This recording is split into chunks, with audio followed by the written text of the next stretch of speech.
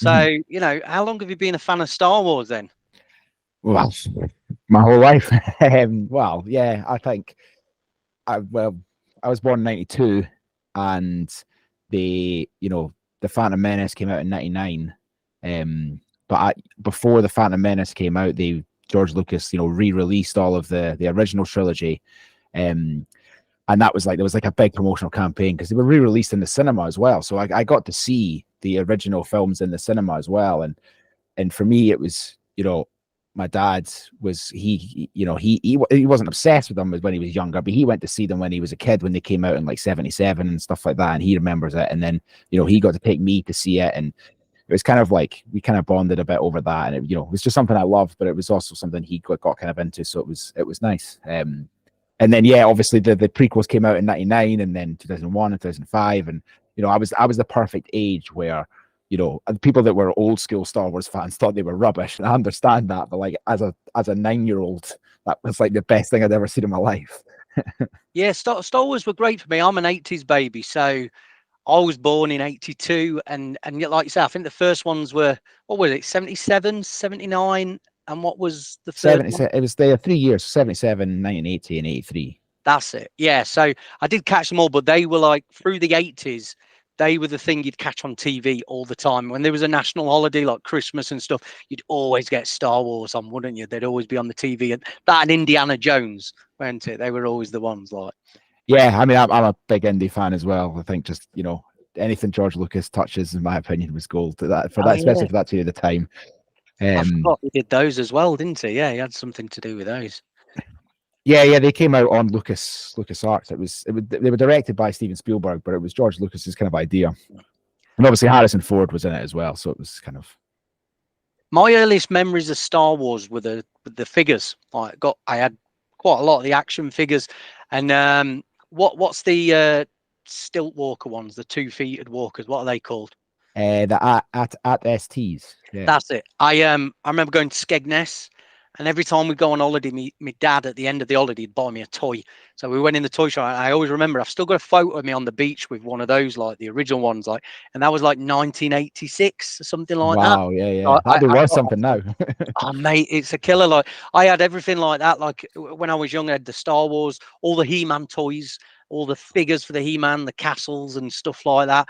And yeah, like there was a big box of it. And then I think like when I got to about 11, 12, when I weren't really bothered, my dad just got rid of them all at a car boot sale for about 100 quid. And there was about 500. But yeah, you look on eBay now, the Star Wars figures and they're going for like £400, £500, £600, sometimes £1,000, aren't there? Some of those.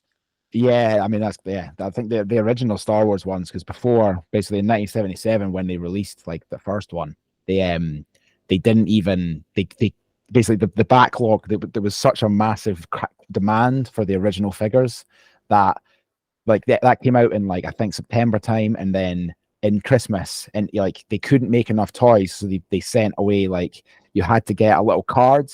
So people were expecting this like box set of all these like action figures, but kids were waking up to, they basically had like a gift voucher that said when the toys are ready, you're gonna get them. And they obviously, when they did get them, like that original like box of toys, if you were to have that unopened with the card now, I don't know how much it's worth, but it'll be a stupid amount of money. You're a proper geek with this then, aren't you, Ruben? You really know your stuff. I think, at the end of this interview, I think I'm going to do a little Star Wars trivia for you. I'm going to put this to the test. So you're giving me all this info now about it. Yeah, I must admit, it is, yeah. I don't know. Like I said, it's been like a kind of almost a passion of mine for so long. And yeah. I don't know, especially when like, if I get drunk or that and start talking to people about it, they kind of tend to be like, just shut up. So you must be proper buzzing about this Star Wars revival then over the last few years when Disney bought it then, yeah? Yeah. I mean, don't get me wrong, I thought that the new ones weren't that good, but I mean, I remember I was actually in Australia when the first like teaser trailer for The Force Awakens came out, like the first one, like coming out after Disney, and like I like couldn't sleep the night before because I knew it was coming out, and like the trailer was amazing, and I actually really enjoyed that film. And I mean, even when I went to see it in the cinema, like my friend, we went to see with like a big group of my friends, because quite a lot of my friends are they're not quite as nerdy as me about it, but a lot of them like it. And when we were sitting down and like before the film was coming on, my mate Adam turned around to me and was like, Are you okay? Because I was just like fidgeting in my seat and like breathing weird and stuff. And I was like, No, I'm fine. I'm just really, really nervous if this is going to be good or not. I actually really loved those middle three ones as well, because those were because obviously the 80s ones, I didn't go to the cinema. I just saw those on TV and video or whatever. But the Phantom Menace and those three, I actually saw those at the cinema, and I remember really fucking enjoying those as well.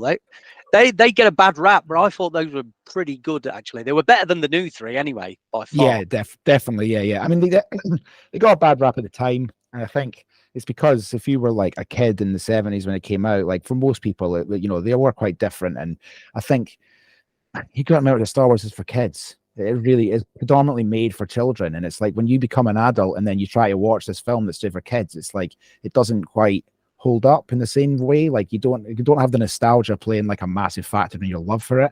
And I mean, maybe that's why I don't like the new ones as much. Maybe if I went to see 7, 8, and 9 when I was 6, 9, and 12, I would love them. And I'm sure the kids nowadays do love those movies, but for me, they're just not as good. But I mean, I don't hate them quite as much as I hated number 8. I really did hate number 8, but yeah.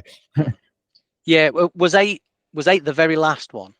Or was no, 9 was the last one. 8 was like 8 was the kind of middle one. Horrible. It was all like comedy, slapstick, Luke Skywalker tripping over it. It was like as if what's the TV show now? Like I don't know, like Flintstones meets Luke Skywalker or something like that, wasn't it? Yeah. Slapstick comedy kind of thing. It was that was horrible. Yeah. But the Han Solo one was good as well. That was really good.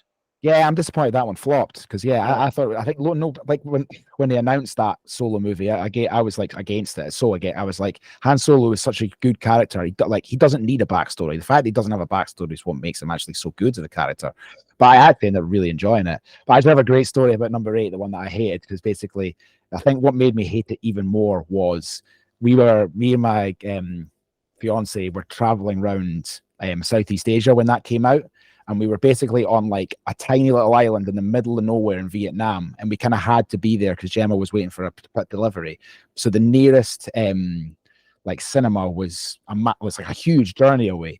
And basically I was like, I need to see it the day it comes out. So we traveled from like this tiny little paradise island to like the busiest, like Hanoi, like the busiest place in Vietnam. That's like not a very nice city. It's pretty like dirty and kind of overrun. And then like, we traveled so far to see this film, and then like when I came out the cinema, I've never been more disappointed in my life. It's like I can't believe how shit that was, and I can't believe how much effort I put in to see it. It was like a double blow.